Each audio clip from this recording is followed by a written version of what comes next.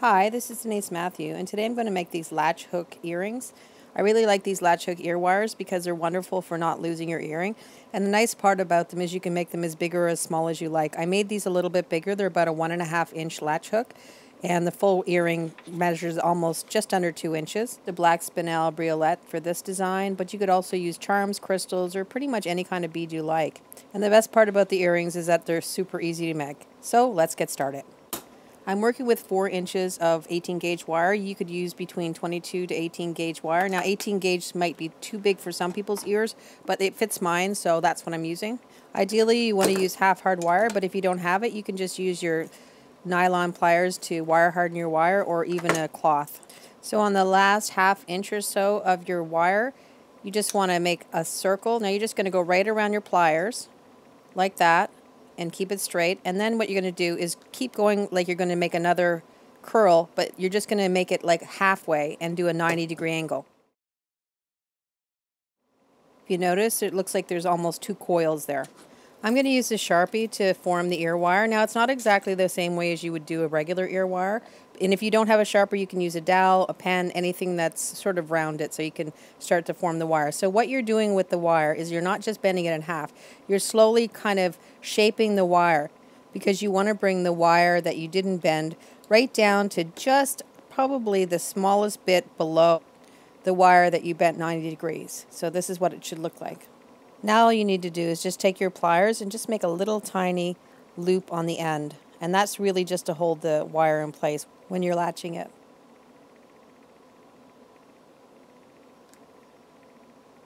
I'm not going to do it here, but if you wanted to, you could actually hammer the curved part of the wire up top so that it's a little flatter, and it will also wire harden it so it's a little more sturdy. So the last thing you want to do is just do a 45-degree angle at the end of the ear wire so that it's easier to get in your ear. And like you would with all ear wires, you're going to want to finish the end so that there's no sharp bits. You can use a wire rounder like this, or you could also use a jewelry file, or even just a metal nail file. And if your earring just doesn't have enough of the spring back, what I do is overextend it, and you'll have more of a spring back when you do that. If the curve on your ear wire isn't exactly the way you want it, what you can do is you can put it back on your Sharpie and reshape it the way you want it. So if you notice, I'm just kind of pushing it a little bit around so it's more curved. At this point you can add anything you want to your ear wire. I'm going to add a briolette bead. I'm working with a 15 by 15 millimeter Spinel bead, and I'm also working with 26 gauge wire. It's about 1 foot. So all you're going to do is just thread that right through your briolette bead, and then just frame the top of the bead just like I did there, and do the exact same thing on the other side.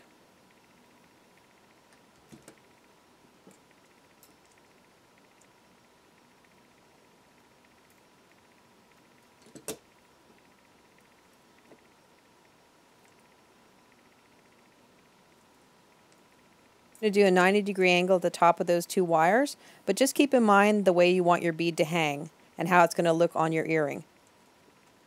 Then you're going to just take your wire and wrap it around your round nose pliers, but you're not going to close that loop. You're just going to thread that loop right onto the circle part of the ear wire you just made.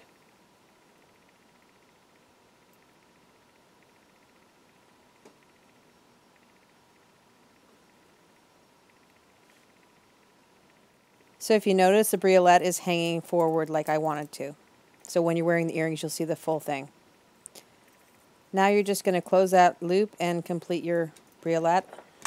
Just grab hold of the loop with your pliers and then just start to wrap down.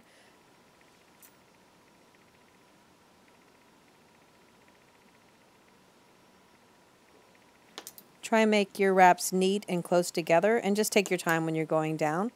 And when you get down to the tip of the bead, you're going to capture the tip with the wire and continue to wrap down.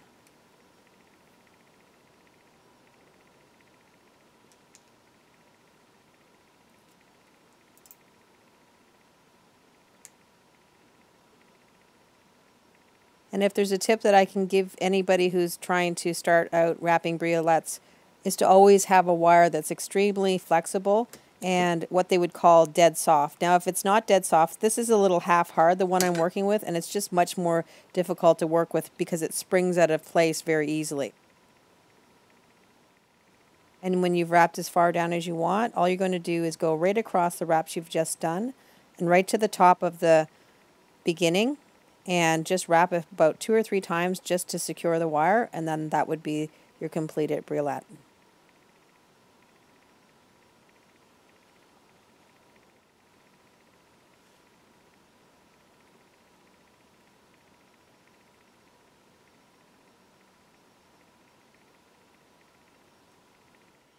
Then you just trim back your wire and tuck in any sharp bits.